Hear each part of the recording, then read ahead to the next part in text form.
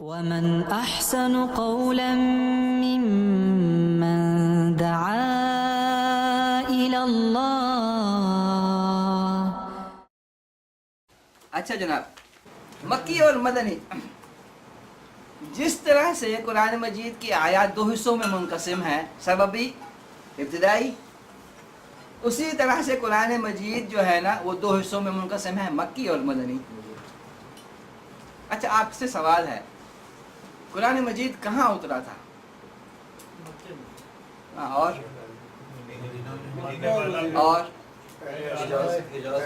دوسرے ہاں حجاز، یعنی یہ جو خطہ ہے پورا حجاز کا، یہ پورے خطے میں اترا تھا. یہ سارے گلف کنٹریز تھے. گلف نہیں، یہ حجاز کی جو پٹی ہے ساحل سمندر کے ساتھ، ساحل سمندر کے ساتھ جو تبوک کے پہاڑوں تک جا رہی ہے، یہ اس علاقے میں اترا تھا، حجاز میں. لیکن علماء کرام نے اس کو دو حصوں میں منقسم کیا ہے، مکی اور مدنی. مکی اور مدنی کا مطلب یہ نہیں ہے کہ وہ آیات جو مکے میں اتری اور وہ آیات جو مدینے میں اتری. ہاں، تقسیم کیا ہوئی؟ تقسیم یہ ہے، ہجرت سے پہلے جو آیات نازل ہوئی جہاں کہیں پر بھی ہوئی وہ مکی کہلائیں گی، اور ہجرت کے بعد جو آیات نازل ہوئی جہاں کہیں پر بھی ہوئی وہ مدنی کہلائیں گی. ٹھیک ہے، تو دو حصوں میں منقسم ہو گیا مکی اور مدنی، تاکہ پڑھنے والے کے لیے آسانی ہو جائے حالات کو سمجھنے میں. جب آپ پڑھیں گے قرآن مجید کی آیات، آپ کو معلوم ہونا چاہیے کہ یہ مکی ہے یا مدنی ہے، تاکہ جب آپ پڑھیں تو آپ کو معلوم ہوگا بیک گراؤنڈ اس کا کیا ہے. یعنی ایک کوئک کلک کے طور پر. اس کی مثال میں آپ کو دینا چاہتا ہوں. اس کی مثال ہے الیوم اکملت لکم دینکم واتممت علیکم نعمتی ورضیت لکم الاسلام دینا. کہاں پر ہے؟ نہیں، سورت کہاں پر ہے؟ آیت کون سی ہے؟ سورت اور مائدہ مکی ہے یا مدنی ہے؟ مدنی ہے. آیت کہاں نازل ہوئی؟ مکے میں نازل ہوئی، عرفات میں نازل ہوئی، عرفات کے دن نازل ہوئی. حالانکہ آیت مکے میں نازل ہوئی ہے لیکن اس کا شمار مدنی ہے. کیوں؟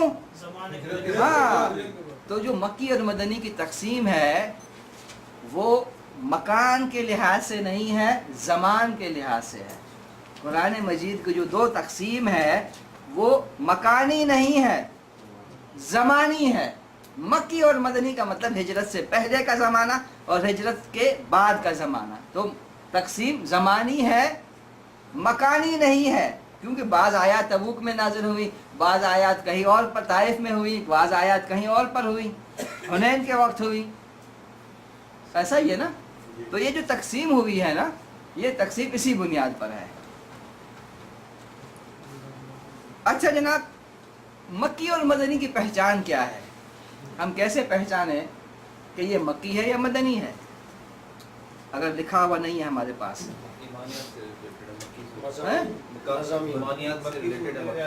ہاں، ایمانیات سے ریلیٹڈ ہے یا زیادہ تشدد تو ہاں، مثال کے طور پر مختصر ہے.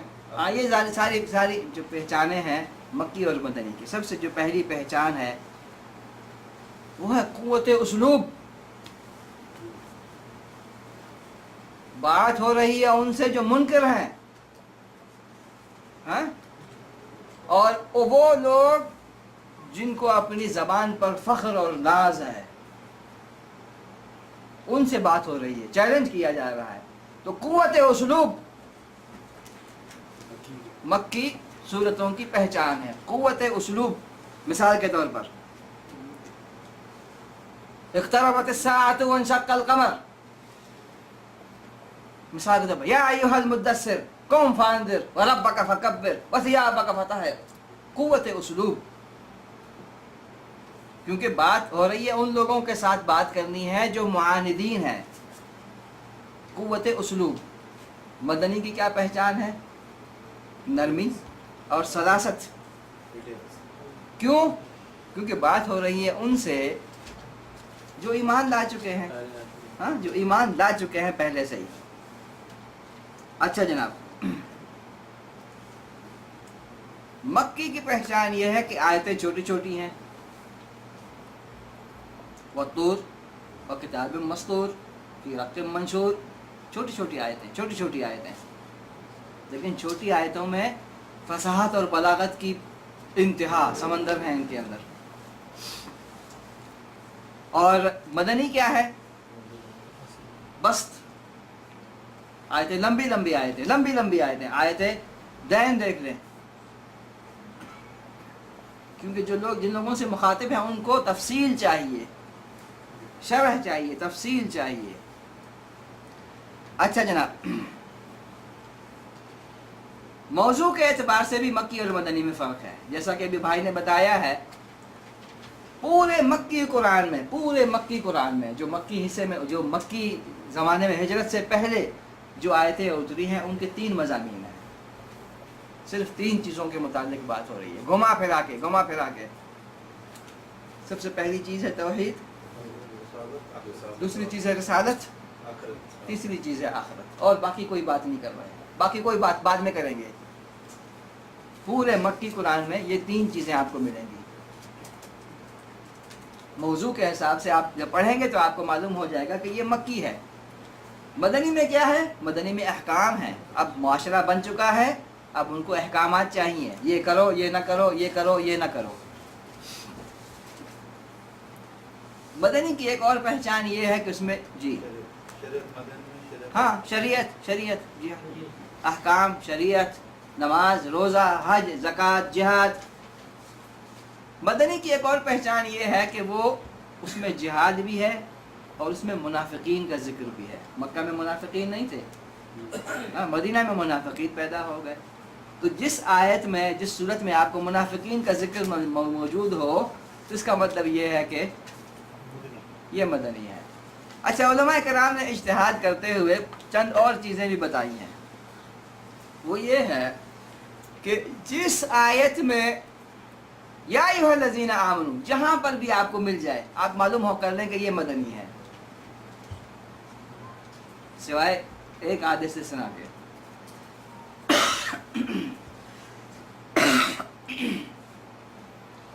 جہاں پر آپ کو کل مل جائے وہ مکی ہے. تو اس طرح کی نشانیاں علماء کرام نے بتائی ہیں.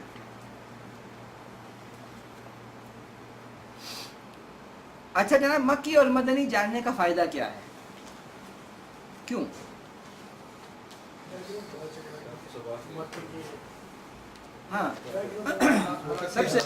سب سے پہلا جو فائدہ یہ ہے، قرآن مجید کی فصاحت اور بلاغت معلوم ہوگی آپ کو. مکی اور مدنی کی پہچان سے آپ کو قرآن مجید کی فصاحت اور بلاغت معلوم ہوگی، کس قدر قرآن مجید کی فصاحت اور بلاغت ہے. اچھا، اس ضمن میں آپ کو ایک ضمنی بات بتاتا چلوں. یہ بھی ہمارا موضوع ہے اگلی کلاس میں، اللہ کرے کہ وقت مل جائے اتنا. قرآن مجید کا کسی زبان میں ترجمہ ممکن نہیں ہے. مانیں گے اس بات کو؟ مانتے ہیں؟ جو ترجمے جتنے بھی ہیں دنیا بھر کسی بھی زبان میں، وہ کیا ہیں؟ ہاں، وہ ترجمانی ہے. وہ ہے اللہ تعالیٰ کے ارشاد کے مفہوم کا ترجمہ. یعنی مفہوم کیا بنتا ہے اس کا میں ترجمہ آپ کے سامنے رکھ رہا ہوں. کسی زبان میں ترجمہ ممکن نہیں ہے. اس کی میں مثال دیتا ہوں آپ کو. اس کی مثال، ایک لفظ ہے 4 حرف پر مشتمل، 4 حرف ہیں اس کے اندر، لفظ میں 4 حرف ہیں. وہ لفظ ہے احبک. ترجمہ کریں؟ ہاں، میں تم سے محبت کرتا ہوں. احبک، الف ہے، بے کاف، تمہارے لیے. ہاں، احبکا، الف میرے لیے ہے، اور حب جو ہے وہ حب ہے محبت. کاف تمہارے لیے ہے، الف جو ہے میرے لیے ہے، میں. ہاں، متکلم. میں تم سے، کاف آخری والا، محبت کرتا ہوں. کیسے ترجمہ ہوگا؟ ممکن ہی نہیں ہے ترجمہ، ممکن ہی نہیں ہے نا. یعنی ایک لفظ ہے جو 4 حرف پر مشتمل ہے، اس کا ترجمہ ہم کرنے بیٹھے تو اتنی ساری باتیں ہم کہنے پڑے گی ہمیں. یہ الف آنا کو کور کر دیں گے. انا والا, ہاں جی ہاں, انا والا, الف آنا کو کور کر دیں گے. جی ہاں جی ہاں, انا کہنے کی ضرورت نہیں ہے, فصاحت اور بلاغت ہے یہ. اچھا اس میں ضمنی بات میں آپ کو بتاتا چلوں, ایک لفظ کی ترکیب جو ہے وہ, چلیے آگے چل کے اس کو کرتے ہیں, آگے چل کے کرتے ہیں. اچھا جناب, اس میں سب سے پہلا تو جو فائدہ تھا وہ یہی تھا جو میں نے آپ کے سامنے رکھا ہے. قرآن مجید کی فصاحت اور بلاغت, ہر قوم کو اس کے مزاج, اس کے حالات اور اس کے انداز کے مطابق خطاب کرنا ہے. قریش ہجرت سے پہلے اور وہی قریش ہجرت کے بعد, انہیں ان کی زبان میں, ان کے انداز میں, ان کے حالات کے مطابق بات کرنی ہے. مکہ میں تھے, مشرکین تھے, معاندین تھے, مخالفت کرتے تھے, اسی انداز سے انہی کی زبان میں ان سے بات کر رہے ہیں, اسی جس انداز سے ان کے حالات ہیں. تو یہ قرآن مجید کی فصاحت اور بلاغت ہے. دوسری چیز معلوم کرنے کے لیے مکی اور مدنی میں فرق, فائدہ کیا ہوگا؟ فائدہ یہ ہوگا تشریع میں تدریج کی حکمت. شریعت جو ہے ہماری وہ ٹھک کر کے نہیں اتری جیسا کہ موسیٰ پہ اتری تھی. ہاں, حضرت موسیٰ پہ صحیفے اترے, یہ ہے ٹھک, اس پہ کام کرو. لیکن ہمارے پاس جو ہے نا حالات کے حساب سے اس میں تبدیلی ہوتی رہی یہاں تک کہ فائنل شکل میں آ گئی. اچھا اس میں دلچسپ بات بتاتا چلوں آپ کو. تبوک میں پہاڑ ہیں جن پر برف گرتی ہے, ان کا نام کیا ہے؟ کسی کو معلوم ہے؟ تبوک میں پہاڑ پر برف گرتی ہے, ابھی بھی اگر آپ سرچ کریں گے تو پہاڑ پہ برف ہوگی, وہاں پر پہاڑ کا سلسلہ ہے. یعنی اس کا تعلق نہیں ہے ہمارے اس کلاس سے, لیکن میں صرف آپ کو معلومات دے رہا ہوں. اس کو کہتے ہیں جبل اللوز. جبل اللوز, لوز, عارف لوز؟ ہاں, لوز بادام. جبل اللوز, اس پہاڑ کو کہتے ہیں جبل اللوز. اور اس پہاڑ پر جو ہے نا یہ یہودی اور عیسائی بہت زیادہ وہاں پر تحقیق کرنے کی کوشش کرتے ہیں. ان کو منع کیا جاتا ہے وہاں جانے سے. وجہ کیا ہے؟ وجہ یہ ہے کہ ان کا خیال ہے کہ یہی وہ پہاڑ ہے جہاں پر صحیفے اترے تھے. اور لوز جو ہے وہ, یہ لفظ جو ہے نا عربی میں بگڑ گیا ہے, اصل میں ہے لاز, انگریزی والا لاز, قانون, اس پہاڑ میں اترے تھے. تو بہرحال ایسا نہیں ہے کہ ٹھک کر کے شریعت اتری ہے, شریعت میں تدرج ہوا ہے. جیسا کہ آپ کو معلوم ہے آیت خمر ہے, یا مثال کے طور پر دوسری آیات ہیں, صیام کی آیتیں ہیں, تدرج آہستہ آہستہ کر کے شریعت مکمل ہوئی ہے. اس کا فائدہ ایک اور یہ بھی ہے کہ جس طرح سے قرآن نے اپنے مخاطبین کو دعوت دی ہے تدریج سے گزار کر, اسی طرح سے داعی قیامت تک تدریج سے اپنے مخاطب کو دعوت دے. آپ ٹھک کر کے کسی کو نہیں کہہ سکتے چلو بھائی جہاد پہ چلتے ہیں, کبھی نہیں جائے گا. یا آپ کسی سے کہیں کہ بھائی یہ اتنی بڑی قربانی دو, کبھی نہیں دے گا. سامنے والے کو اس کے حالات کے حساب سے تدریج سے آہستہ آہستہ دعوت پہنچائیں گے, جس طرح سے اللہ تعالیٰ نے قرآن مجید میں اسلوب اختیار کیا ہے ویسا اختیار کریں. اچھا جناب, سب سے بڑا فائدہ, اس کو آپ نوٹ کر لیں کہیں پر, مکی اور مدنی کی پہچان کا سب سے بڑا فائدہ ہے ناسخ اور منسوخ کا علم. ناسخ اور منسوخ کیا ہے؟ کیا ہے ناسخ اور منسوخ؟ ہاں, وہ آیتیں جو منسوخ ہو گئی, اور وہ آیت جس نے اس آیت کو منسوخ کر دیا تو وہ ناسخ ہے اور یہ منسوخ. مثال کے طور پر لا تقربوا الصلاۃ وانتم سکارا, اللہ کا حکم ہے. اب اس آیت کو منسوخ کرنے والی ایک اور آیت ہے, تو یہ آیت ہو گئی منسوخ اور وہ آیت ہو گئی ناسخ. اب ایک آیت ہے مکی اور ایک آیت ہے مدنی. کیسے معلوم کریں کون سی ناسخ ہے کون سی منسوخ؟ अईवा, जो मक्के में उतरी थी वो मनसूख है, और जो मदीने में उतरी थी, मिसाल बता रहा हूँ आपको, ला तक़रबु सलात व अंतुम सुकारा मक्की आयत है, हाँ, और वो जो आयत है आयत खमर, हज़म अलैकुम खमर, वो आयत है मदीना में उतरने वाली। अब हमें फैसला करना है कौन सी नासिख है कौन सी मनसूख। जो बाद में उतरी मदीना में जो उतरी वो यकीनन नासिख है, और जो मक्के में उतरी वो मनसूख है। तो नासिख और मनसूख का इल्म जो है उसकी बुनियाद ये है मक्का और मदीना, पहले उतरी बाद में उतरी। इसका फैसला करना पड़ेगा कबल इसके कि हम हुक्म लगाएं कि नासिख कौन सी है और मनसूख कौन सी। तो सबसे बड़ा फ़ायदा जो है मक्की और मदनी के इल्म का वो है हम ये फैसला कर सकते हैं कौन सी आयत नासिख है कौन सी आयत मनसूख। अब तक जो मैंने गुफ्तगू की उसमें कोई सवाल, कोई इबहाम, कोई इश्काल, कोई चीज़ वजाहत तलब है?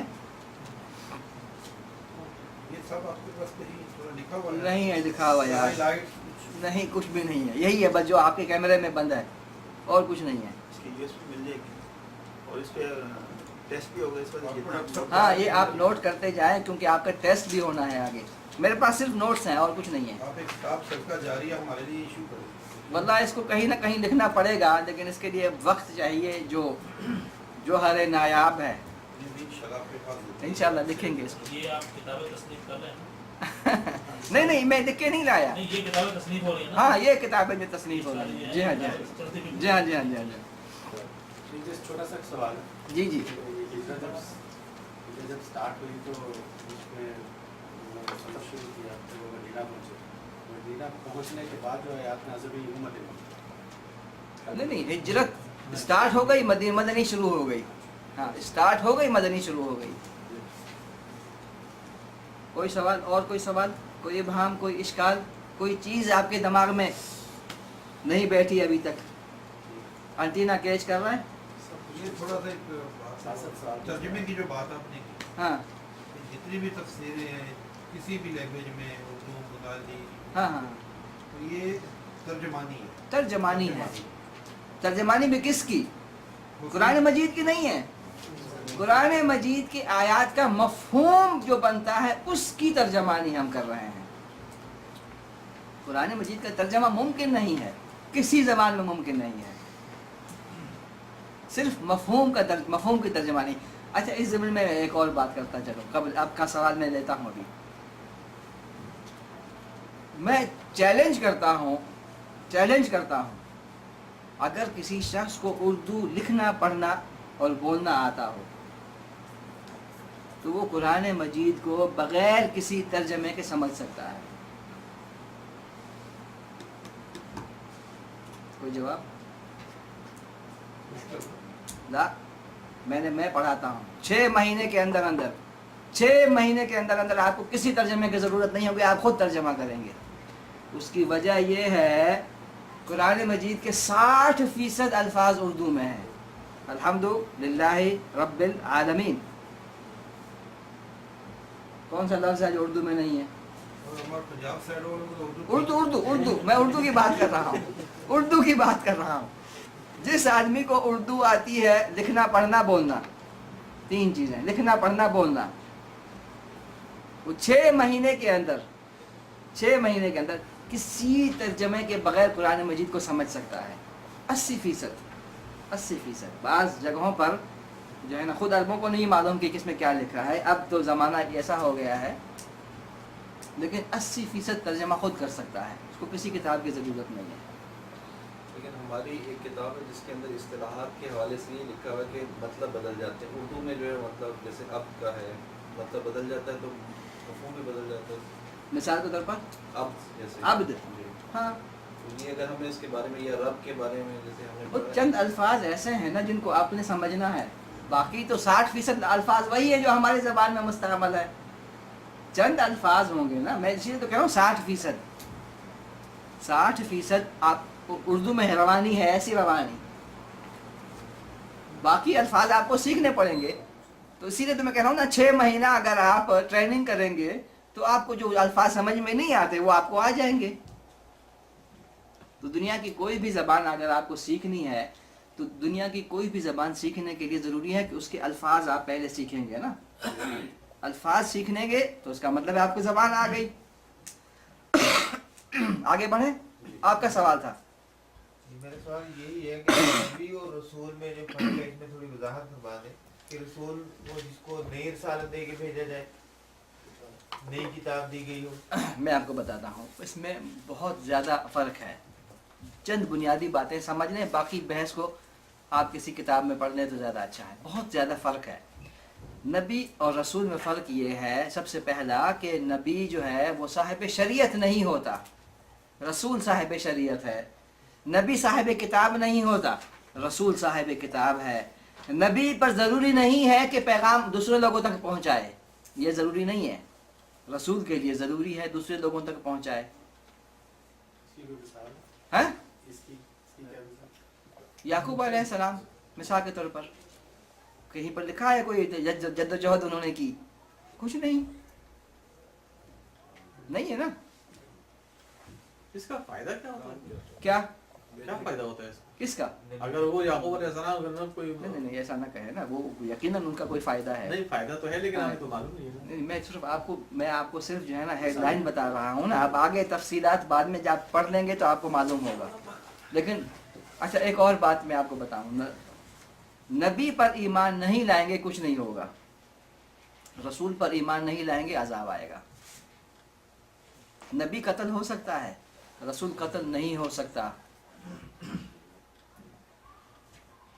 نبی کے انکار پر کچھ نہیں ہوگا, رسول کے انکار پر عذاب آئے گا. حجت تمام ہو جاتی ہے جب رسول ہوتا ہے. اس میں تو پھر اچھی طرح پہلے پڑھنا چاہیے, نہیں تو کنفیوژن ہوتا ہے پھر نبی کیوں بھیجے گے. نہیں, نبی کا بھی ایک مقام ہے اور اس کا کوئی نہ کوئی کام ہے. اس وقت ہم اس پہ بحث نہیں کر رہے, اس کا پھر کیا کام ہے, اس کا بھی کام ہے یقیناً. جی اچھا, نبی جو ہے نا وہ سابقہ رسول کی شریعت کا متبع ہوگا, رسول اپنی شریعت لے آئے گا. جی جیسے نبی کا کام نہیں ہے پیغام پہنچانا, ہاں ضروری نہیں ہے بلغ کرنا. کا شاہد ہوں وہ مبشر ہوں وہ نذیر. وہ تو ہے یقیناً, خطاب اللہ کے رسول صلی اللہ علیہ وسلم سے ہے نا, جو نبی بھی ہیں اور رسول بھی اسی وقت میں ہیں. وہ یک وقت رسول بھی ہے نبی بھی ہیں. میں نے آپ کو بتایا نا اقرا اور مدثر میں فرق کیا ہے, ایک سے نبی بنائے گئے ایک سے رسول بنائے گئے. تو جو لوگ رسول اور نبی بیک وقت ہیں, مثال کے طور پر حضرت موسیٰ علیہ السلام اپنی قوم کے لیے نبی ہے, فرعون کے لیے رسول ہے. یہ ٹیکنیکل چیزیں ہیں. اچھا میں آپ کو ایک دلچسپ بات بتاؤں, تمام انبیاء کے بارے میں آپ فیصلہ کر سکتے ہیں کہ وہ رسول ہیں یا نبی ہیں. حضرت ابراہیم علیہ السلام کے بارے میں فیصلہ نہیں کر سکتے کہ وہ نبی ہیں یا رسول ہیں. چیلنج کرتا ہوں آپ کو, کوئی کسی بھی کیٹیگری کی بنیاد پر آپ فیصلہ نہیں کر سکتے. جی تو کہا گیا نا صحیفہ ابراہیم و موسیٰ, جب صحیفہ ان کا بھی دے تو ہاں, لیکن اس کا جواب ہے حضرت ابراہیم علیہ السلام ان کے بارے میں فیصلہ نہیں ہو سکتا کہ وہ نبی ہیں یا رسول ہیں. ابھی ہم نے اس میں ایک طرح جن کو کتاب دی شریعت دی گئی تو ان کو تو ہاں ہے, رسول ہیں, یقیناً ہے. یہاں پہ تو صحیفے دے گئے ان کو. ہاں لیکن کہاں ہے وہ صحیفے, کوئی حوالہ کہیں پر کچھ ملتا ہے؟ تو لکھا ہے نا صحیفہ ابراہیم. ہاں صحف ابراہیم و موسیٰ تو ہے یقیناً, لیکن بہرحال یہ ہماری بحث اس وقت یہ نہیں ہے. میں صرف آپ کو ایسی بات بتا رہا ہوں آپ کے معلومات کے لیے, آپ کے معلومات کے لیے. اچھا اس سے زیادہ میں آپ کو ایک بات بتاؤں, دلیل کی بنیاد پر, عقل اور منطق کی بنیاد پر اللہ کے وجود کو بھی ثابت نہیں کیا جا سکتا. مانیں گے آپ؟ مانیں گے یا نہیں مانیں گے؟ اسی لیے تو معجزے لائے گئے نا, کیونکہ عقل کی بنیاد پر, عقل کی بنیاد پر نہیں ہے, جو کہا گیا ہے اسی پہ چلو. اللہ کے وجود کو عقل اور بنیاد پر, دلیل کی بنیاد پر نہیں کہا, ثابت کیا جا سکتا. خشی الرحمن بالغیب. میں یہ قرآن کا بات نہیں کر رہا, دین کی بات نہیں کر رہا. میں کہہ رہا ہوں آپ کسی ملحد سے بات کر رہے ہیں, وہ آپ کے قرآن کو نہیں مانتا, آپ کے رسول کو نہیں مانتا, آپ کے دین کو نہیں مانتا. ہاں اللہ کی کوئی مثال نہیں. لا یا شیخ, میں کہہ رہا ہوں آپ بات کر رہے ہیں ایسے آدمی سے, اسرائیل بھی مانتے ہیں, ایک ایسے آدمی سے جو کسی کو بھی نہیں, अफ्रीका के जंगलों में पैदा हुआ, उसको कुछ नहीं मालूम, मुल्हिद है, वो कहता है दुनिया ऐसे चल रही है, बस चल रही है। आप साबित करें कि अल्लाह है, कैसे साबित करेंगे? कोई दलील है आपके पास? आप कहेंगे कुरान में, वो तो मानता ही नहीं है ना आपकी किताब को। वो कहेंगे रसूल, वो तो मानता ही नहीं है, किसी भी दीन को नहीं मानता। साबित करें आपके अल्लाह मौजूद है, कहाँ से साबित करेंगे? कोई दलील नहीं है आपके पास साबित करने के लिए, कोई दलील नहीं है किसी के पास, किसी इंसान के पास कोई दलील नहीं है अल्लाह को साबित करने के लिए। एक दलील है, सबसे बड़ी दलील, लेकिन वो दलील भी खत्म की जाती है। दलील ये है कि हर पैदा करने वाले का एक पैदा करने वाला है, लेकिन ये दलील खुद बजाते खुद रद्द की जाती है। जब आप कह रहे हैं कि हर पैदा करने वाले का एक पैदा करने वाला है, तो फिर माज़अल्लाह अल्लाह को किसने पैदा किया है? खत्म हो गई दलील, रद्द हो गई ना। कहाँ है दलील? सिर्फ यकीन और ईमान और कुछ नहीं है। इसीलिए कहा ना जन्नत पे चलो, ये करो, वो करो, आखिरत होगी। मैं जब कह रहा हूँ आखिरत होगी तो मानते क्यों नहीं हो मेरी बात को? इसी पे ईमान ले आओ ना। जब आंखों से देखोगे तो फिर फायदा क्या हुआ? फिर कहाँ का ईमान बिल गैब है? ऐसा ही है ना, ईमान बिल गैब इसी को कहते हैं, बस और कुछ नहीं है। अच्छा, हम आगे बढ़ते हैं क्योंकि वक्त हमारा निकलता जा रहा है बड़ी तेजी के साथ। सूरह मरियम में जो है ये हज़रत इब्राहीम अलैहिस्सलाम के लिए लफ्ज़ यूज़ हुआ है सिद्दीक़ नबिय्या। हाँ, सिद्दीक़ नबिय्या। अब कुरान में आ गया, अब आप बताएं कि इसमें आप कहते हैं कि रसूल और नबी में आप फर्क नहीं, कुरान कह रहा है कि नबी। एक और जगह पर रसूल भी कहा है।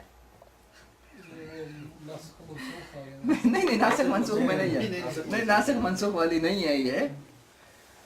आप छोड़ दीजिए इस बहस को। मैं आपसे, एक जिम्मेदार आदमी आपसे कह रहा है, हज़रत इब्राहीम को आप साबित नहीं कर सकते कि वो रसूल हैं या नबी हैं। बस छोड़ दीजिए इस बहस को, आगे बढ़े।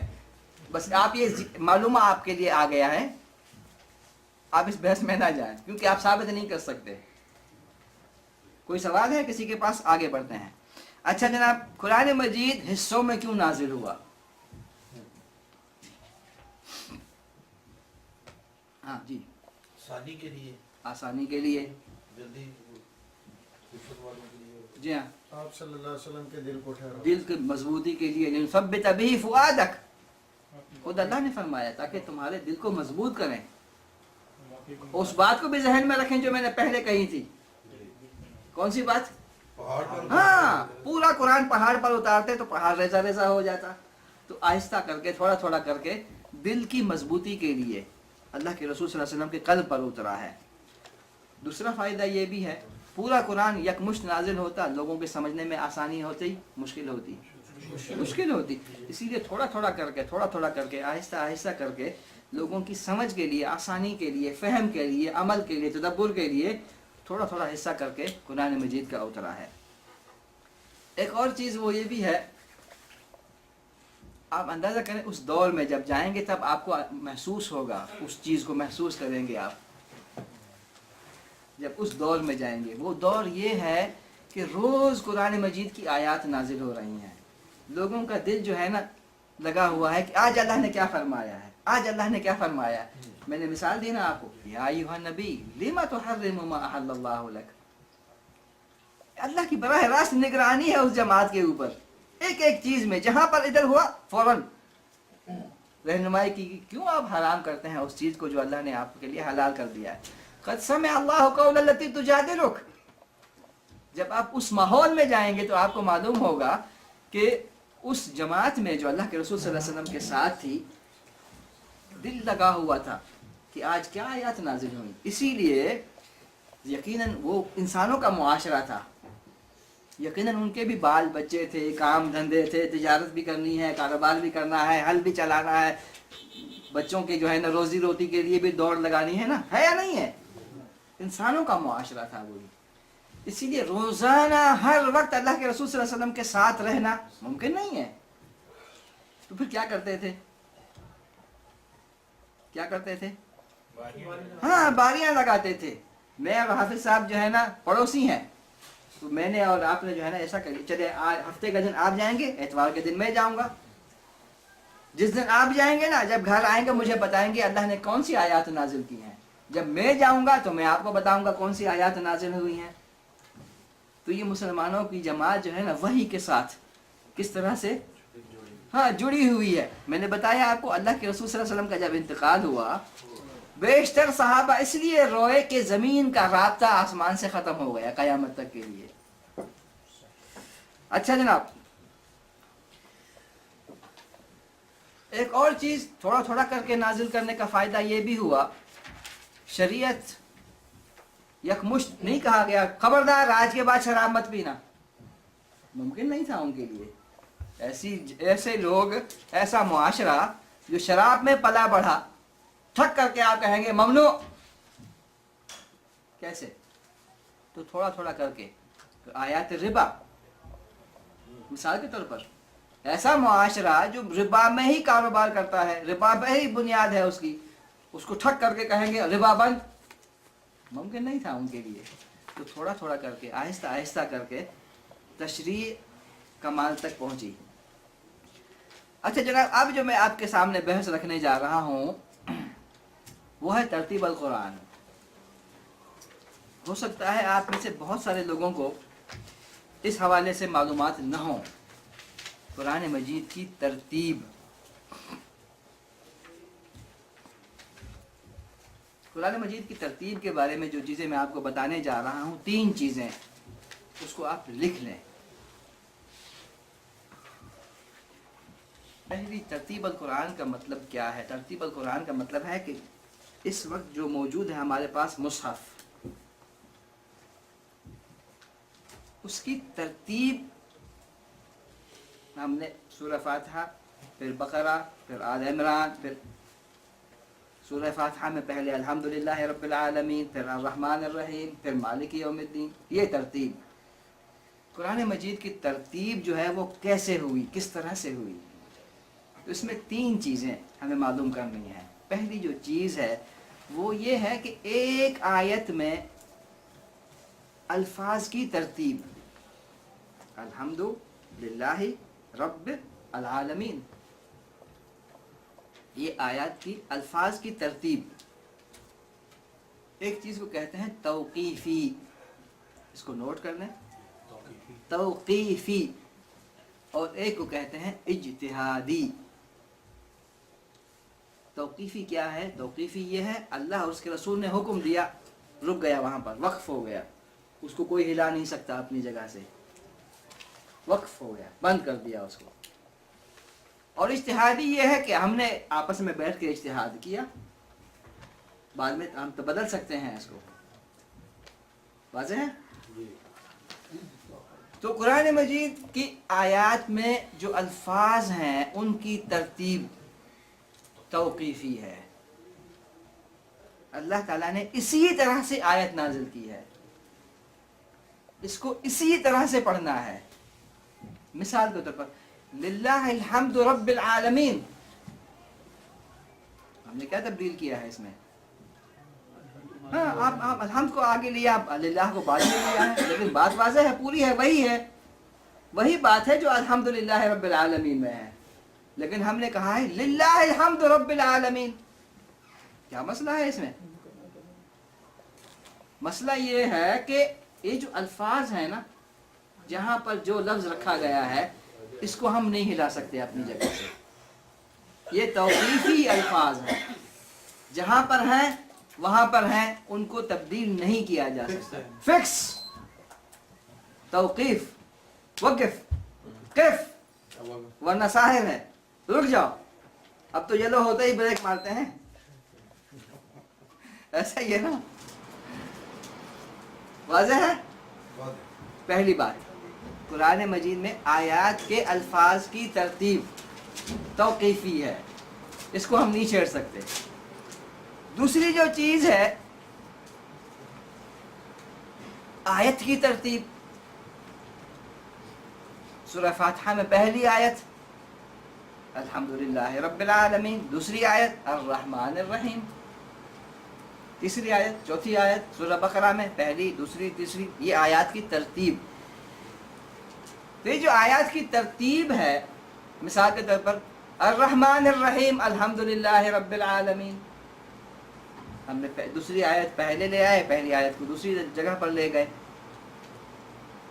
कर सकते हैं? नहीं कर सकते। क्यों नहीं कर सकते? क्योंकि ये तौक़ीफ़ी है। अल्लाह के रसूल सल्लल्लाहु अलैहि वसल्लम पर जब वही नाजिल होती, आप सल्लल्लाहु अलैहि वसल्लम उसे लिखवाते और फरमाते क्या, हाँ इसको फलां आयत में फलां जगह पर रखो, फलां के बाद फलां से पहले, तो ये तौक़ीफ़ी हो गई। तो अल्फाज तौक़ीफ़ी हैं, आयात की तरतीब तौक़ीफ़ी है। अब तीसरी चीज़ क्या रह गई? नहीं, कौन सी चीज़ रह गई? सूरतों की तरतीब।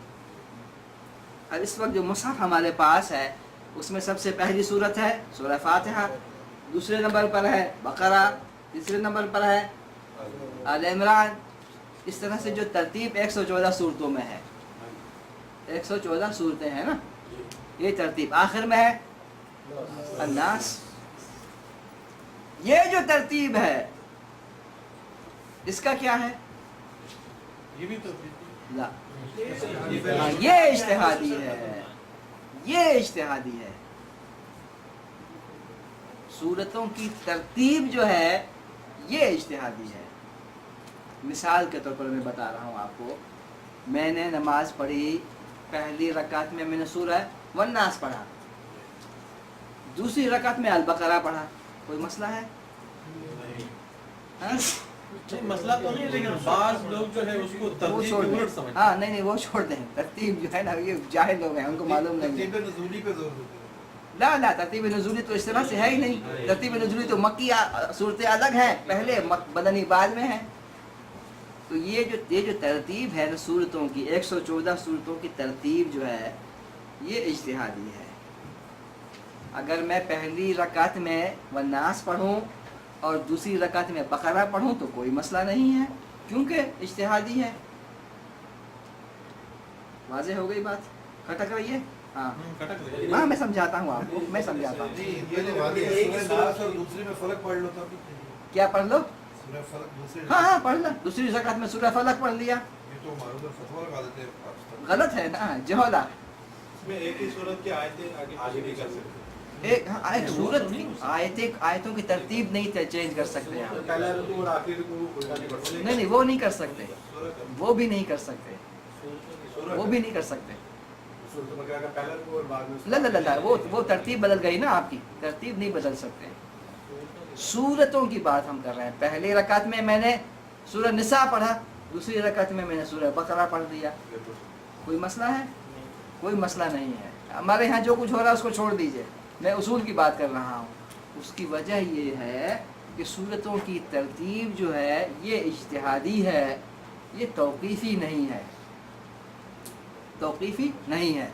अच्छा यहाँ पे एक छोटा सा सवाल है। हाँ जैसे सूरतें तो बहुत लंबी लंबी भी होती है, जैसे सूरत साफ है, ये 3-4 रुकू की है।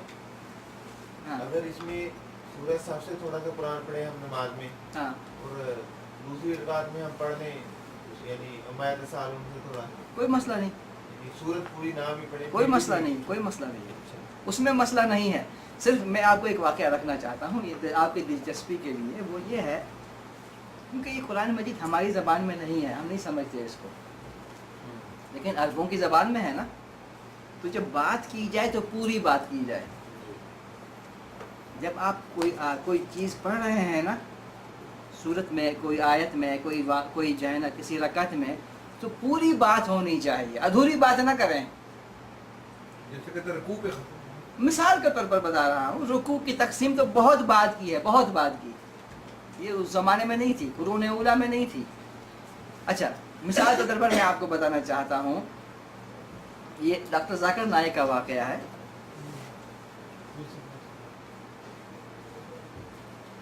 किसी जगह पर, यहाँ पर सऊदी अरब में, उनके साथ कोई साहब थे, कारी साहब, उनको आगे किया नमाज़ पढ़ाने के लिए, तो उन्होंने सूरह यूसुफ पढ़ी।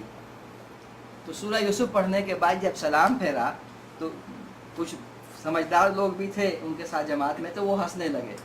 तो डॉक्टर साहब ने पूछा आप क्यों हंस रहे हैं? तो उन्होंने कहा आपके कारी साहब ने हज़रत यूसुफ को कुएं में तो डाल दिया लेकिन निकालना भूल गए। तो बात जब की जाए तो पूरी बात की जाए ना, अधूरी बात करके आपने छोड़ दिया, अल्लाह अकबर चले गए। बात पूरी होनी चाहिए, सिर्फ इसलिए क्योंकि एक खुतबा है पूरा, वो खुतबा पूरा कर रहे हैं आप। وہ بھی ضروری نہیں ہے کہ آپ کی نماز متاثر ہوگی اس میں. صحابہ کرام کے زمانے میں جن لوگوں کے پاس مصحف ہوا کرتے تھے، مصحف کس کو کہتے ہیں؟ ہاں، بین الدفتین، یہ جو آپ کے پیچھے ہے نا، اس کو مصحف کہتے ہیں. قرآن مجید کو 2 جلدوں کے درمیان ہم نے بند کر دیا ہے، تو یہ مصحف ہے. یہ ہے مصحف. مصحف پر ہاتھ رکھے قسم کھائی جا سکتی ہے؟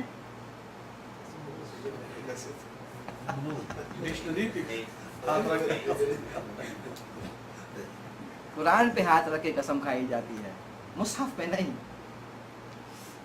قرآن اور مصحف میں فرق کیا ہے پھر؟ مصحف تو وہ کتاب ہے جس میں جلد بندی جس کو ہم نے کر دیا ہے، وہ ہے مصحف. اور اس کے اندر جو کچھ ہے وہ ہے قرآن. ٹھیک ہے، وہ ہے قرآن. صحابہ کرام کے پاس بھی مصاحف ہوا کرتے تھے. اپنے اپنے طور پر لوگوں نے مصحف جمع کر رکھے تھے. صحابہ کرام کے پاس جو مصحف ہوا کرتے تھے، وہاں ان میں ہر مصحف میں سورتوں کی ترتیب اس حساب سے ہوا کرتی تھی جیسا کہ لکھی گئی ہے. یہ ترتیب نہیں تھی جو ہمارے پاس ہے. واضح ہے؟ حضرت عثمان رضی اللہ تعالیٰ عنہ کے زمانے میں یہ ترتیب ہوئی جو آج ہمارے پاس ہے. جو آج ہمارے پاس ہے یہ ترتیب جو ہے نا حضرت عثمان کی زمانے کی ہے. اب اسی میں جو ہے نا اگلے مرحلے میں ہم آتے ہیں. قرآن کی تدوین 3 مراحل سے گزر کر ہوئی ہے. سب سے پہلی جو تدوین، جی یہاں پہ ایک سوال ہے جو آپ نے حدیث بیان کی ہے، اگر ہم اس کو عربی میں یاد کرنا چاہیں تو اس کا کون سی حدیث؟ آپ صلی اللہ علیہ وسلم جب کوئی آیات نازل ہوتی تو فرماتے کہ ان آیات کو فلاں جگہ پر فلاں مقام میں رکھ لو. جی ہاں. اگر ہم یہ درس میں پیش کرتے ہیں تو ہم کو اس کی عربی آنی چاہیے اور اس کا مل جائے گی، عربی مل جائے گی آپ کو. اچھا، یہ جو ساری بحث ہے نا تدوین کی، جمع کی، یہ آپ کو ملے گی معارف القرآن کے شروع میں. معارف القرآن کے شروع میں مفتی شفیع محمد صاحب نے جو ہے نا پوری اس میں تفصیل لکھی ہے. میں صرف آپ کو چند چیزیں بتا رہا ہوں نا، اگر آپ کو مزید پڑھنا ہے اس حوالے سے. اچھا جناب، سب سے پہلی تدوین اللہ کے رسول صلی اللہ علیہ وسلم کے زمانے میں تھی. لیکن وہ تدوین جو تھی وہ تحریری طور پر اس طرح سے اس کا اہتمام نہیں تھا. تھا اہتمام لیکن اتنا نہیں تھا. وجہ کیا تھی؟ وجہ یہ تھی کہ اس زمانے میں یادداشت کی بنیاد پر چیزیں ہوتی تھیں. یادداشت کی بنیاد پہلے تھی، اس کے بعد پھر تحریر، اس کے بعد پھر صدیق اکبر رضی اللہ تعالیٰ عنہ کے زمانے میں جنگ یمامہ صحابہ کرام حفاظ جو ہے وہ شہید ہو گئے. تو حضرت عمر رضی اللہ تعالیٰ عنہ کے مشورے پر قرآن مجید کی تدوین ہوئی، سب سے پہلی تدوین. کے زمانے میں جو دور ہوتا تھا جی، وہ کس ترتیب سے ہوتا ہے؟ آپ صلی اللہ علیہ وسلم فرماتے ہیں کہ فلاں سورت کو فلاں جگہ سے پڑھو، فلاں آیتیں فلاں سورت کے بعد ہیں. تدوین ممکن نہیں تھی. آیتیں نازل ہو رہی ہیں، روزانہ آیتیں نازل ہو رہی ہیں، اب کیسے تدوین کریں ہم؟ صورتوں کی ترتیب طے ہوگی لیکن نہیں، صورتوں کی ترتیب نہیں ہے. جو دور کرتے تھے جبریل علیہ السلام، ہاں، وہ کس ترتیب وہ یہ ہمیں معلوم نہیں ہے، وہ کس ترتیب سے کرتے تھے یہ ہمیں نہیں معلوم. لیکن یہ جو ترتیب ہمارے پاس ہے، اگر آپ کھول کے دیکھیں گے مصحف آپ کے پیچھے پڑا ہے، اس میں لکھا ہے مصحف عثمانی. میں آپ کو آگے بتاتا ہوں اس کی وجہ کیا ہے. اس کی وجہ میں بتاتا ہوں آپ کو، اس کی وجہ میں آپ کو بتاتا ہوں. ابھی تھوڑی دیر ٹھہر جائیں. تو اس کے بعد حضرت ابوبکر صدیق نے ایک کتاب میں اس کو جمع کیا، ایک کتاب میں اس کو جمع کیا پورے قرآن کو. باقی لوگوں کے پاس جو کچھ بھی تھا وہ سب ختم کر دیا گیا. ٹھیک ہے. وہ جو کتاب ہے جس کو مصحف کہا جاتا ہے، حضرت عثمان رضی اللہ تعالیٰ عنہ کے دور میں جب پہنچا، اس وقت ہر شہر کی اور ہر ملک کا الگ الگ جو ہے نا انداز تھا پڑھنے کا.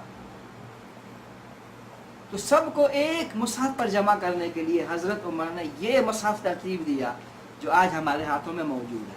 اس پہ آج بھی لکھا ہے مصحف عثمانی. کس بنیاد پر ترتیب ہوئی کہ فاتحہ پہلے، بقرہ بعد میں، آل عمران تیسرے نمبر پر؟ کس بنیاد پر؟ کس بنیاد پر؟ कोई बेस है इसका? कुछ सहीहों के बुनियाद पर नहीं नहीं, कोई बुनियाद नहीं था, कोई पहले कुछ नहीं था। बड़ी है इनको पहले रख ला ला ला ला ला ला ला ला, ये भी नहीं है। रख दें बाद में इस्तेमाल ला ला ला ला ला, ये भी नहीं है। जिब्रील ला ला ला ला, माफी माफी माफी माफी माफी माफी, मैं आपको बताता हूँ, ठहर जाए ठहर जाए, अस्बर शोया। इस चीज़ को समझने के लिए पहले एक और चीज़ को समझें, वो ये है कि दीन का माखज़ क्या है। दीन हम कहाँ से लें? क्या है माखज़? कुरान। और कोई माखज़ है? हदीस। और कोई माखज़ है? हाँ? ला ला ला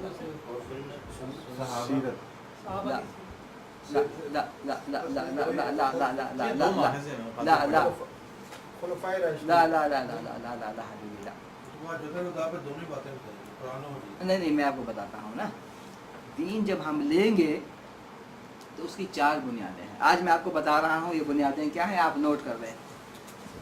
4 चीज़ें हैं जहाँ से हम अपना दीन लेंगे। पहली चीज़ है कुरान,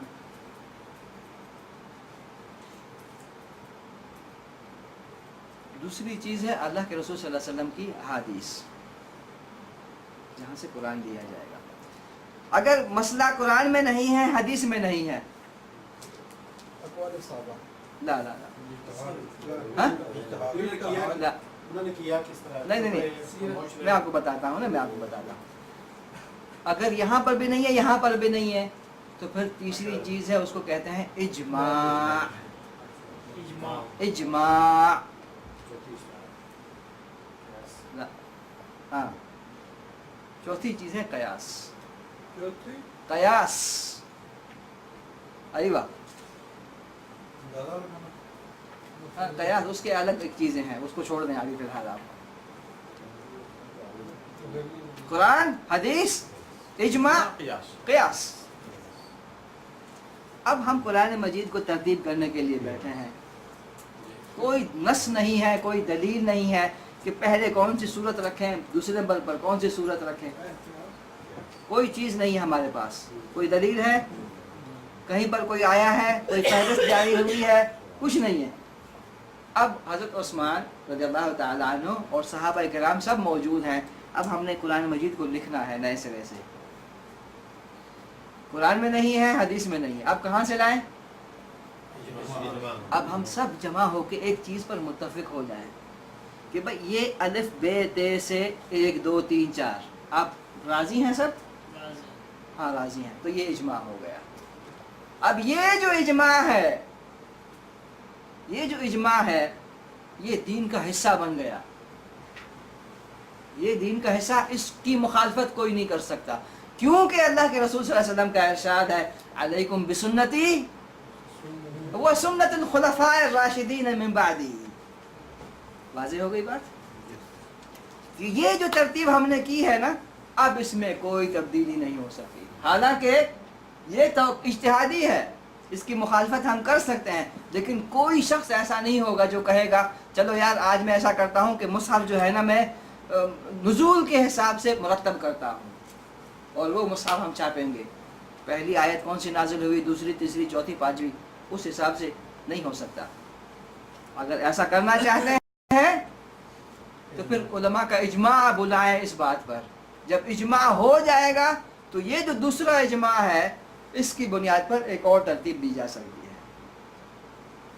हम हवा में साथी में भी कुछ जैसे कुरान की क्लासेस हमारे होती हैं, कुछ तो ये कहते एहतमाम करते हैं कि नुज़ूल के कुरान के नुज़ूल के हिसाब से वो सही है, क्योंकि उस हिसाब से वो दर्स कुरान शुरू करते हैं तार नुज़ूल के हिसाब से। नुज़ूल के हिसाब से लखबत हो जाएगा बाद में।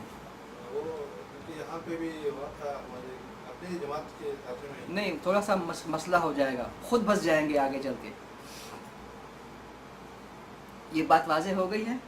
नमाज में पढ़ने के हवाले से फिर इज्तिहाद या इसकी वैल्यू जो है वो नहीं नहीं, फिर तो कोई मसला ही नहीं है, आप पहले ये पढ़े या पहले वो पढ़े, कोई मसला नहीं है।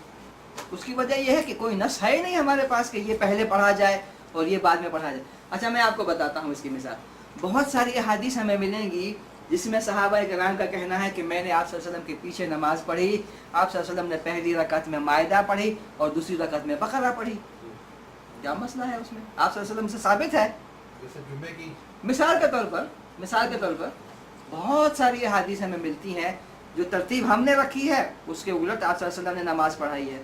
کوئی مسئلہ نہیں ہے. کیوں؟ کیونکہ ترتیب جو ہے تھی نہیں نا ترتیب.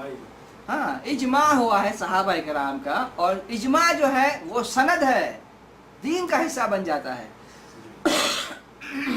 اس میں اجماع کی ایک اور مثال دیتا ہوں. اچھا, اس اجماع کو نہ چھیڑا جائے, اس کی وجہ یہ ہے کہ چھیڑنے سے بعد میں جو ہے نا پھر ایک اور اجماع اٹھے گا, پھر ایک اور اجماع اٹھے گا, پھر ایک اور اجماع اٹھے گا. تو وہ نہ چھیڑا جائے, اس کو زیادہ بہتر ہے. مثال کے طور پر کعبہ پر کالا غلاف چڑھایا جاتا ہے. بھائی یہ سفید کیوں نہیں چڑھاتے؟ سفید کیا مسئلہ ہے؟ سفید چڑھائیں گے تو کیا ہو جائے گا؟ ہاں, کیونکہ اب اجماع ہو چکا ہے امت کا کہ اس پہ کالا غلاف ہی چڑھے گا. گنبد خضرا گرین ہے, کسی زمانے میں سفید تھا جب بنا تھا, پھر بعد میں بلو کیا گیا اس کو. اب کوئی اٹھے گا کہے گا چلو بھائی اس کو دوبارہ سفید کرتا ہوں میں, تو دنیا پھٹا ہو جائے گا پوری دنیا میں. حالانکہ کوئی تعلق نہیں ہے دین سے, سفید ہو, کالا ہو, بلو ہو, نہ ہو, کوئی مسئلہ نہیں ہے. لیکن امت کو اجماع ہونا چاہیے نا ایک بات پر. خام میں اس اجماع میں جو ہے نا اس کو انتشار پیدا کرنا, اس کی مذمت کی گئی ہے. تو جو ترتیب ہے اسی ترتیب کو رکھا جائے جو ترتیب صحابہ نے رکھی ہے. جی, صحابہ کرام نے اجماع کیا تھا اس ترتیب پہ, اس اجماع پہ کوئی لاجک یا منطق تھی؟ یقیناً منطق ہوگی, یقیناً کوئی نہ کوئی منطق ہوگی. ان لوگوں پر قرآن اترا ہے تو ان کو معلوم ہے کن حالات میں اترا تھا, اور ان کو معلوم ہے کس طرح سے ہم ترتیب دے رہے ہیں. اس کا تو علم ہے, یقیناً ہوگا, لیکن میرے پاس نہیں ہے, اس وقت نہیں ہے. اچھا جناب, اب یہ 3 چیزیں ہو گئیں. قرآن مجید کی ترتیب 3 مراحل میں ہوئی تھی. آخری جو بحث ہم کرنے جا رہے ہیں اس کے بعد ہم ختم کریں گے اپنی بات کو. جس طرح سے ہم قرآن مجید پڑھتے ہیں سعودی عرب میں یا پاکستان میں یا ہندوستان میں یا بر صغیر میں, اس انداز کو, تلاوت کو کہا جاتا ہے حفص عن عاصم. لکھا آپ نے, حفص عن عاصم. ایک آدمی کا نام ہے حفص, اس نے قرآن سیکھا ہے عاصم سے, تو حفص عن عاصم. جو قرآن مجید یہاں پر پیچھے پڑھا ہے آپ کے, جس انداز سے ہم پڑھتے ہیں قرآن مجید, کہاں پر غنہ کرنا چاہیے, کہاں پر جو ہے نا قلقلہ کرنا چاہیے, کہاں پر وقفہ ہے, کہاں پر سکتہ ہے, کہاں پر مدہ ہے, یہی پڑھتے ہیں نا. اسی طرح سے ہم پڑھتے ہیں نا, لا اقسم بیوم القیامہ, یہ ہم نے لا کیوں پڑھا ہے مثال کے طور پر, اور اقسم ہم نے قلقلہ جھٹکا کیوں دیا ہے, قل اعوذ برب الفلق, یہاں پر ہم نے جھٹکا کیوں دیا ہے. یہ کون سے احکام ہیں؟ نہیں, اس کو کہتے کیا ہے؟ تجوید کے احکام. یہ جو انداز ہم پڑھتے ہیں, جو حرمین میں پڑھایا جاتا ہے, جو جدہ میں, سعودی عرب میں, پاکستان میں پڑھایا جاتا ہے یا پڑھا جاتا ہے, یا جس انداز سے ہم نے قرآن پڑھا ہے, اس کو کہتے ہیں حفص عن عاصم. حفص, ابو حفص والا حفص, حفص عن عاصم. ٹھیک ہے, بڑے صغیر کا نہیں ہے, یوں سمجھنے کہ پورے ایشیا کا یہی انداز ہے, پورے ایشیا کا تقریباً پورے ایشیا کا, سوائے یہ شامی ممالک جو ہے نا. مگر سوال ہے جی, پاکستان میں میں نے ایک قاری صاحب کو دیکھا ہے, وہ ایک اور تجویز سے. جی ہاں ہے, میں آپ کو بتانے جا رہا ہوں.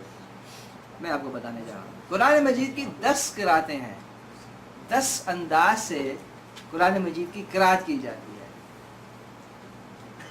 ان میں سے 7 قراتیں صحیح ہیں, 3 قراتیں غلط ہیں, لیکن پڑھائی جاتی ہیں 10. اب یہ جو انداز جس میں ہم پڑھ رہے ہیں یا جس میں سعودی پڑھتے ہیں, میں نے آپ کو ابھی تھوڑی دیر پہلے بتایا تھا کہ ہر ملک کا اپنا اپنا لہجہ ہے نا؟ مثال کے طور پر بتا رہا ہوں آپ کو، جدہ میں کہتے ہیں کیفک، اگر تھوڑی دیر ادھر شام جائیں گے تو وہ کہیں گے کیفک، آپ کویت میں جائیں گے وہ کہیں گے کیفچ،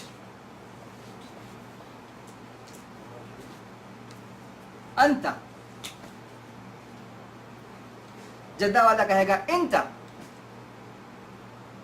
ریاض والا کہے گا انت، عمرہ کے دوران کبھی سنا ہے اللہ اکبر پڑھتے ہیں؟ ہاں اشبر، اشبر، مثال بتا رہا ہوں، نہیں اور بھی جگہوں پر ہے۔ کویت والا تو یہ پڑھتے ہیں نجم ذاہبی ویسے پڑھتے ہیں۔ ہاں ہاں ہاں ہاں، اب کیسے پابند کریں گے؟ امت ہے پوری دنیا میں پھیلی ہوئی ہے، اب ہم کیسے کہیں گے نہیں اللہ اسے اسی سے پڑھنا ہے، تم نے اسی طرح سے پڑھنا ہے جیسے ہم پڑھ رہے ہیں جزیرہ عرب والے، اب ان کا لہجہ اور ہے، ہمارا لہجہ اور ہے، اسی لیے قرآن مجید کی 10 قراتیں ہیں، تم جہاں پر بھی ہو نا اسی قرات اسی بنیاد پر قرات کرو۔ اس کی میں مثال دیتا ہوں آپ کو، مثال کے طور پر یہ جو قرات ہماری ہے اس کا نام ہے حفص عن عاصم، شام میں جو قرات کی جاتی ہے یا موراکو میں جو قرات کی جاتی ہے اس کا نام ہے ورش۔ ورش، ورش کیا ہے؟ والضحى واللیل اذا سجے ما ودعك ربك وما قلى وللآخرۃ خیر لک من الاولی۔ کیوں؟ ان کے پاس الف ہے ہی نہیں زبان میں، تو آپ کہاں سے لائیں گے؟ جب ہے ہی نہیں ان کے پاس تو آپ زبردستی کہیں گے نہیں اللہ ایسے پڑھنا ہے جیسے ہم پڑھ رہے ہیں، ممکن نہیں ہے نا۔ تو جس علاقے کے جو لوگ ہیں ان کے لیے قاعدے بنا دیے گئے، یہ قاعدہ ہے، یہ بنیاد ہے، یہاں پر وقفہ ہوگا، یہاں پر یہ ہوگا، یہاں پر یہ ہوگا، ان کے اپنے حساب سے بنا دیے گئے۔ تو یہ 10 قراتیں ہیں، ان میں سے 7 قراتیں صحیح ہیں، 3 قراتیں جو ہے نا وہ غلط ہیں، لیکن جب پڑھایا جاتا ہے بچوں کو تو 10 قراتیں پوری پڑھائی جاتی ہیں۔ اب تک جو میں نے گفتگو کی ہے، اگر اس میں کوئی چیز سمجھ میں نہ آ رہی ہو، کوئی سوال ہو، کوئی بات واضح نہیں ہوئی، ہاں آپ نے لاسٹ میں جو حفظ کہا نا آپ نے، ہاں کل ہے ماں تو ہے، ماں الف تو آ گیا پھر کدھر؟ ابھی آپ جو ہے نا آخری لفظ جو ہے نا ان کا آخری الف جو ہے نا ان کا نہیں ہوتا ہی نہیں ہے، اور ان کا ہے ہی نہیں ان کے پاس۔ تدوین کی بات ہو رہی تھی، تو ایک حضور صلی اللہ علیہ وسلم کے زمانے میں ہاں ایک حضور صلی اللہ علیہ وسلم کے زمانے میں 3 مختلف مراحل آپ نے ہاں، بتایا کہ پہلا مرحلہ آپ صلی اللہ علیہ وسلم کے زمانے میں جب وحی اترتی تھی، آپ صلی اللہ علیہ وسلم کاتب کو کہتے لکھو، لیکن وہ ایک کتاب کی شکل میں نہیں تھا، آپ کے پاس کاغذ ہے، صحیفہ ہے، چمڑا ہے، ہڈی ہے، اس پہ آپ نے لکھ دیا، اور آپ صلی اللہ علیہ وسلم نے بتایا یہ جو آیات ہیں فلاں صورت میں فلاں آیت کے بعد پڑھا جائے، سب کو معلوم ہو گیا۔ اس زمانے میں یادداشت کی بنیاد پر تھا، ہر چیز یادداشت کی بنیاد پر۔ یہ چیز ہمیں سمجھ میں نہیں آ رہی، یادداشت کی بنیاد پر کیسے؟ یادداشت کی بنیاد پر ایسے، جب موبائل نہیں تھا تو آپ کو آپ کے گھر کا، پڑوسی کا، دفتر کا، چاچا کا، چاچی کا، بھتیجے کا، سب کے نمبر یاد تھے یا یاد نہیں تھے؟ آج آپ کو آپ کا نمبر یاد بھی نہیں ہوگا، ایسا ہی ہے نا، کیونکہ اس کو جتنا استعمال کریں گے اتنا استعمال ہوگا، نہیں کریں گے نہیں ہوگا۔ کیا فرق ہے؟ فرق یہی ہے، اس زمانے میں یادداشت کی بنیاد پر ہوتا تھا، بعد کے زمانے میں یادداشتیں کمزور ہوتی گئیں، یہاں تک کہ یہ دور آ گیا ہے کہ ہمیں اپنا نمبر یاد نہیں ہے۔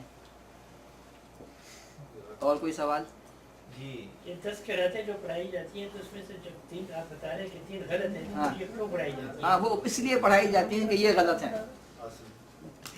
میں آپ کو مثال دیتا ہوں، میرا ایک دوست ہے، اس نے اپنے بیٹے کو 7 سال حدیث پڑھائی، 7 سال حدیثیں یاد کروائیں۔ جب 7 سال پورے ہوئے تو اس نے کہا اس کے علاوہ جو تم نے پڑھا ہے نا، اس کے علاوہ باقی جتنی بھی حدیثیں ہیں وہ صحیح ہیں۔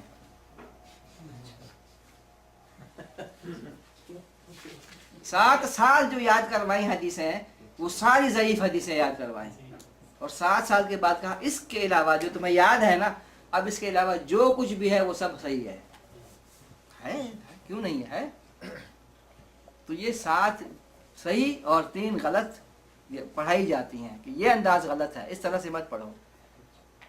یہ ان کا اوریجن کب سے ہو رہا ہے یہ جو قراتوں کی لسٹ؟ یہ شروع سے ہی ہے. اچھا اس میں آپ کو دلچسپ چیزیں ملیں گی اگر آپ یوٹیوب پہ سرچ کریں گے نا مختلف قراتوں پہ. قاری عبدالباسط عبدالصمد جیسے لوگ ہیں نا، یعنی کہ یہ ایسا فن ہے اس میں بہت کم لوگ اس پہ اپنا وہ رکھتے ہیں. جیسے قاری عبدالصمد ہیں، قاری عبدالباسط عبدالصمد، اس کی مختلف قراتوں پہ اگر آپ لیں گے نا، سورہ فاتحہ کو اس نے 7 قراتوں سے پڑھا ہے، تو آپ کو سننے میں مزہ آئے گا کہ کس طرح سے جو ہے نا مختلف قراتوں میں سورۃ الفاتحہ کو پڑھا جا رہا ہے. یا آیت الکرسی جو ہے نا وہ 7 قراتوں میں پڑھتے ہیں. یہ امام مکہ جو ہے امام کعبہ کون سے والے؟ مکہ میں مختلف جو بھی نہیں سب نہیں ایسا نہیں ہوتا، سب نہیں. جیسے موٹلی کا اپنا سٹائل ہے، وہ اسٹائل الگ ہے، اسٹائل اپنا ہے. قرات ایک ہی ہے، تلاوت کا انداز قاعدے ایک ہی ہیں. یہاں پر قلقلہ کرنا ہے، یہاں پر مدہ ہے، یہاں پر وقفہ ہے، یہاں پر یہ ہے، تو ان کا انداز اور ہے.